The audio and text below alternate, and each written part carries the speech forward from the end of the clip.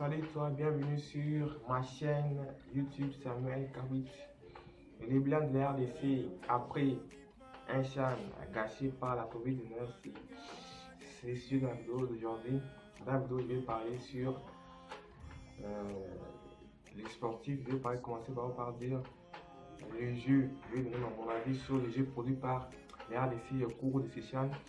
Et j'ai parlé à la fin de la vidéo sur le complot qui arrive autour cette élimination. Dans la vidéo, ça donc c'est divisé en deux parties, une partie sportive, l'autre partie Covid-19.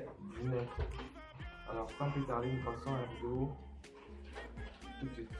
Alors, le jeu produit par la RDC durant ce champ, c'était un jeu super décevant, un jeu qui manquait de créativité, qui manquait de verticalité. C'était un jeu d'une équipe qui joue dans la 5e division à l'RDC. On peut se dire. Lors du premier match, bon, l'RDC joue face à une équipe congolaise, des Congolais du Brazzaville. C'était donc un derby.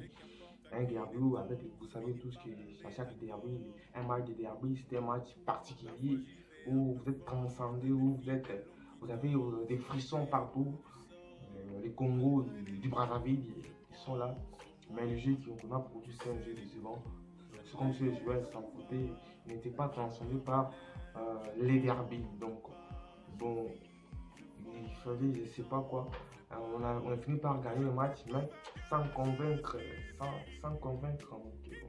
n'était pas convaincu par le jeu de RDC. Le deuxième match, on espérait voir. Dans le deuxième match, on espérait voir l'équipe de RDC enfin produire du bon jeu. Parce que jouer un match, ça peut se comprendre. Le deuxième match, on espère voir du beau jeu. Du coup, bon, on finit le match nul sans produire aussi du beau jeu. Donc, on a d'abord par marquer un but. On a oublié de courir après les scores. Tout le long du match, on finit par égaliser dans juste une minute, dans les dernières secondes, même au-delà du temps additionnel. On égalise par un but, un golazo comme on le dit souvent. Un but fantastique. On égalise, on espère content, on est heureux. C'est pas toujours du beau jeu, c'est pas ce qu'on recherche. Le troisième match, on fait face à une équipe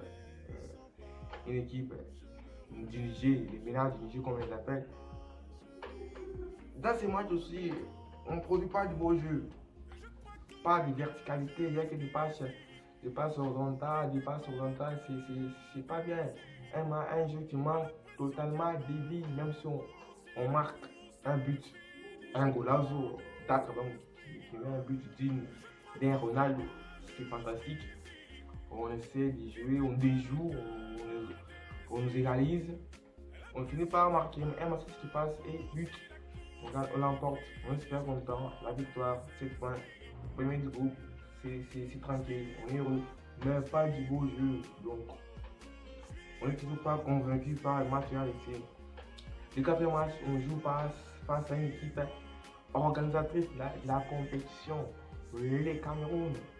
Les Camerounais, ils se disent, RDC, que vous soyez fort, que vous soyez comme ça, vous ne nous gagnez jamais. Donc même si on est faible, même si nous on n'a pas de cohésion, même si nous on est commun, vous ne nous gagnerez jamais. On doit toujours gagner dans cette compétition. Ils arrivaient là avec les épaules qui dépassaient la tête. Bon, ils avaient raison de faire ça parce qu'ils nous battent des buts. Hein.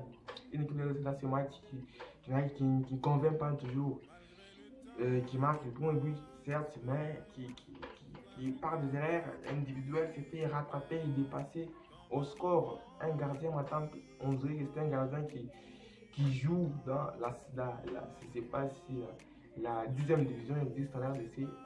Cette erreur-là, elle est bête, même moi je peux faire mieux. Sauter comme ça, il s'envole du ballon, ou bien rester là le but et attendre que les défenseurs interviennent. Bon, lui c'est un mauvais choix, il rate sa sortie, bon, on réalise.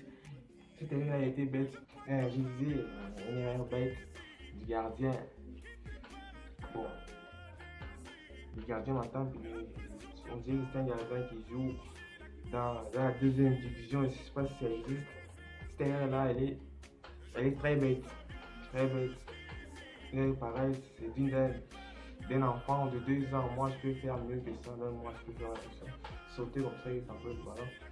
Bon, On est éliminé, on méritait de perdre ce jour-là parce qu'on n'a pas produit de beaux jeux. Bon, c'est mérité la défaite.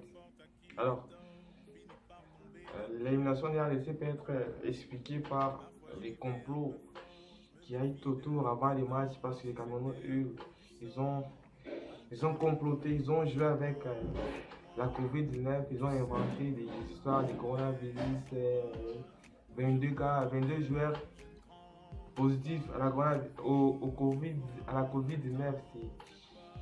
C'est hallucinant, c'est incompréhensible. Ils ont comploté, ils se sont rabaissés sur la question de voir un pays, un pays, un pays comme le Cameroun s'est rabaissé à faire de telles choses. C'est incompréhensible, c'est même décevant. Alors, ça peut s'expliquer quand on est déstabilisé, on sort avant les matchs avec l'histoire de coronavirus, vous avez beaucoup de joueurs qui sont positifs. Ça peut s'expliquer ou dans les matchs, vous perdez sans convaincre, sans montrer de quoi vous étiez capable. Alors, les Cameroun, les RDC, la FIFA a porté plainte, alors on attend la réponse de la FIFA avec cette histoire de coronavirus. Alors, j'arrive à la fin de la vidéo. Merci à toi de regarder la vidéo. Les petits pouces, ça fait extrêmement plaisir. Les likes, partage la vidéo. Alors, je te dis à tout de suite pour une nouvelle vidéo sur le foot africain. À très bientôt.